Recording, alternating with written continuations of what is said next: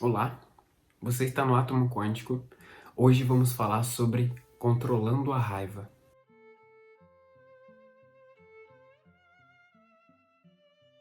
Pedimos para que você se inscreva no canal, que você dê o like, isso ajuda a gente a prosseguir o trabalho. Falando da raiva, algumas vezes nós comentamos aqui sobre as emoções, e para relembrar brevemente, as emoções puras, elas são muito selvagens, muito intensas. Então, para o nosso intelecto, nosso raciocínio lógico, é muito difícil da gente conseguir domar essas emoções. Então, nós temos que mesclar essas emoções, transformando elas em sentimentos para que a gente consiga dosar o que cada um executa na nossa mente. Então, por exemplo, misturamos raiva com amor. A raiva do que eu sinto em relação ao que fizeram, mas amor pelas pessoas entendendo que elas fazem porque é aquilo que as cabe, enfim. Então, com isso, nós vamos criando um sentimento de compreensão em relação à situação. E isso já explica a importância desse vídeo. Quando a gente se toma pela raiva, é um instinto primitivo.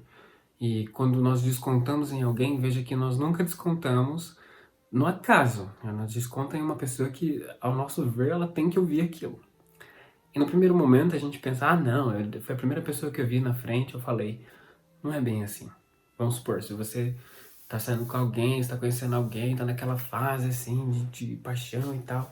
Se você tá com raiva, você não vai descontar naquela pessoa.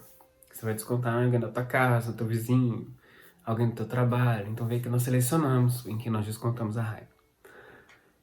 E como a gente também sabe, pra gente conseguir transmutar uma situação, a gente precisa ter conhecimento do que está acontecendo, do porquê está acontecendo.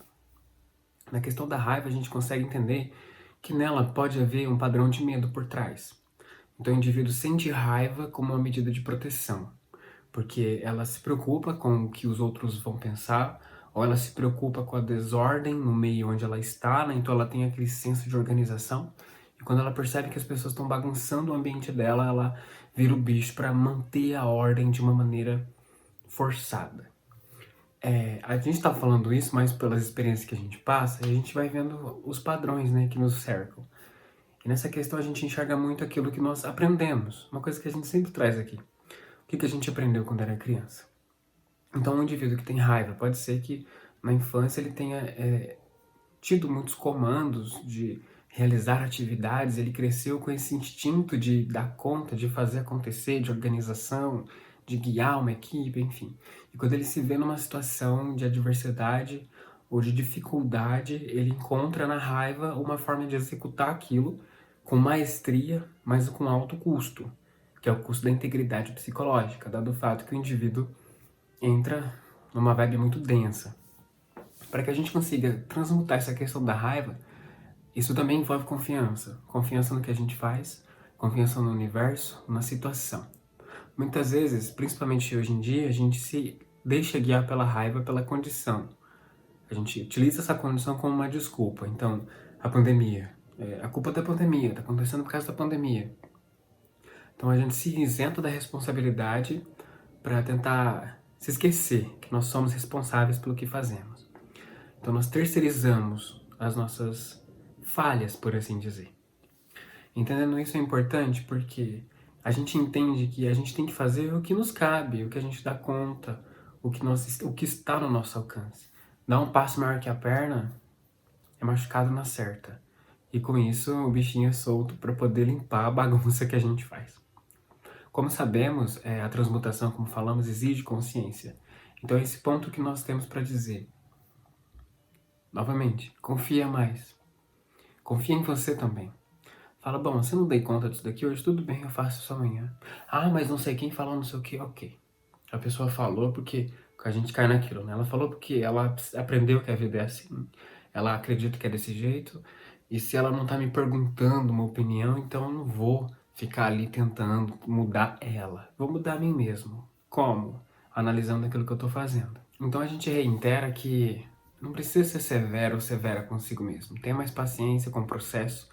Você tá num processo de consciência, de evolução, e cabe a você dar esse tempo, né? Tem conhecimentos que nós entramos em contato que é difícil, no primeiro momento tem a resistência, a gente não entende como que isso vai agir em nós, e com o tempo nós vamos entendendo que como diz, a situação em si é própria da situação.